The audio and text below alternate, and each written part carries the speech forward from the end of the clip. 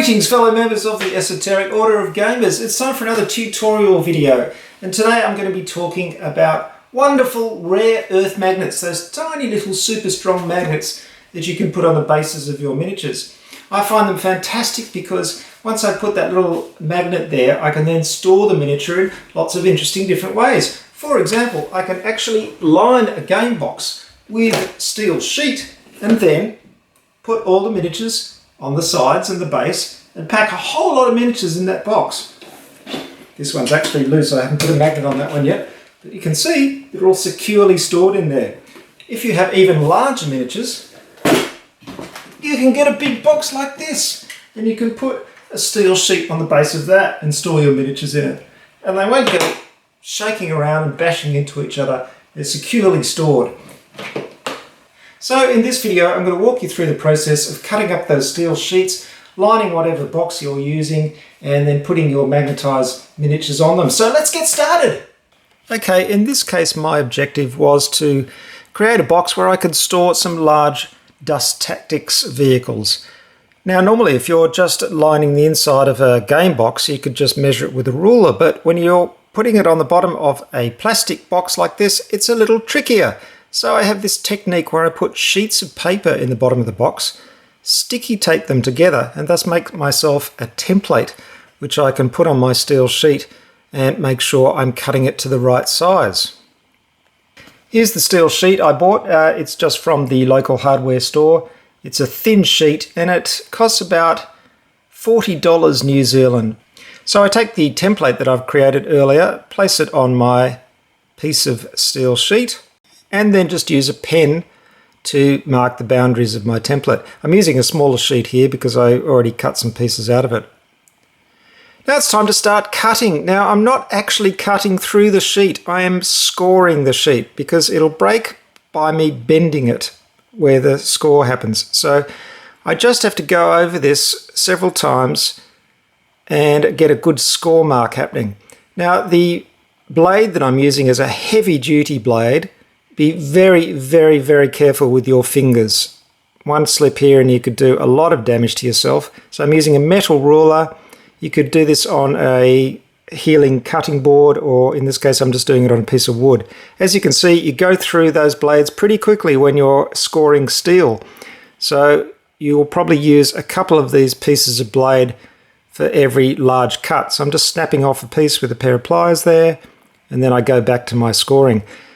Now, the deeper this score is, the easier the next step will be. So I recommend making sure you've got a really good, solid score line there. It may take quite a few goes.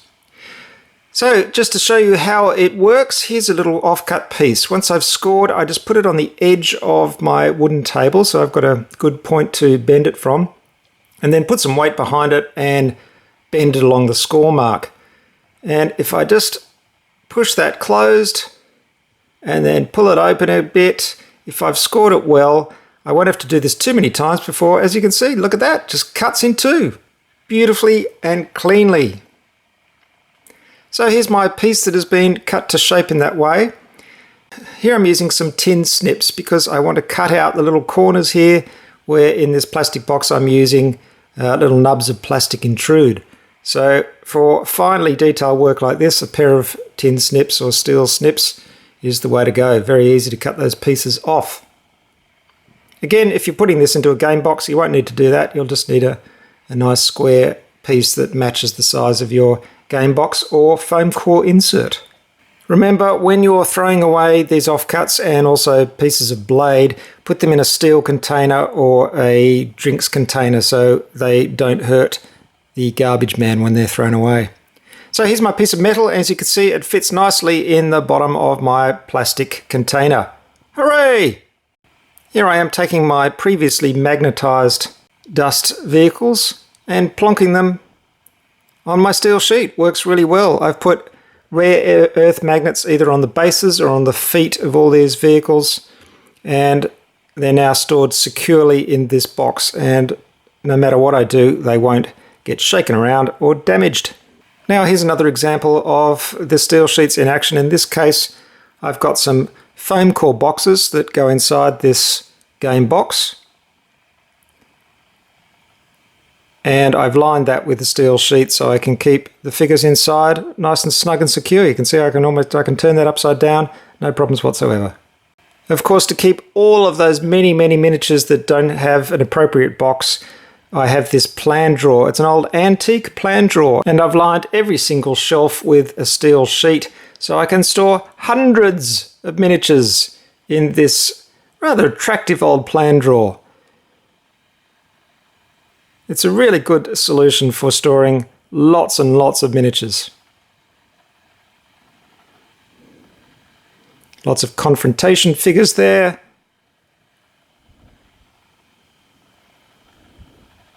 Some AT-43.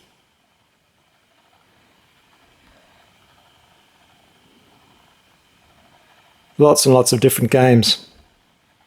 Really, the best thing about this system is that figures do not get damaged. They don't knock against each other as they would in any other system. Sometimes when you store them in foam trays, they can get damaged as you take them out of the foam. So even the most fragile miniatures can be stored this way with no danger of damage. Of course, for transportation, you'll want to set up some other system. These are really for just storing at home. The other great thing about magnets is that you can put them on these steel sheets when you're transporting them around yourself, even just in the house. In this case, I've got a big steel sheet which I've covered with paper, and all those magnetized figures are sticking on it, and I'm going to take this outside and do a huge amount of priming in one go.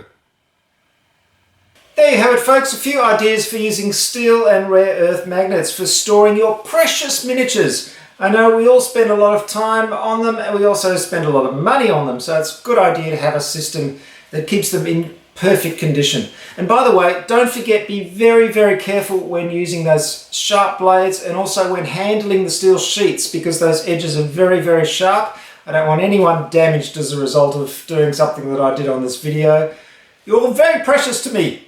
Thanks very much for watching. See you at the Esoteric Order of Gamers, orderofgamers.com. There's heaps and heaps of fantastic tabletop gaming stuff there for you to enjoy.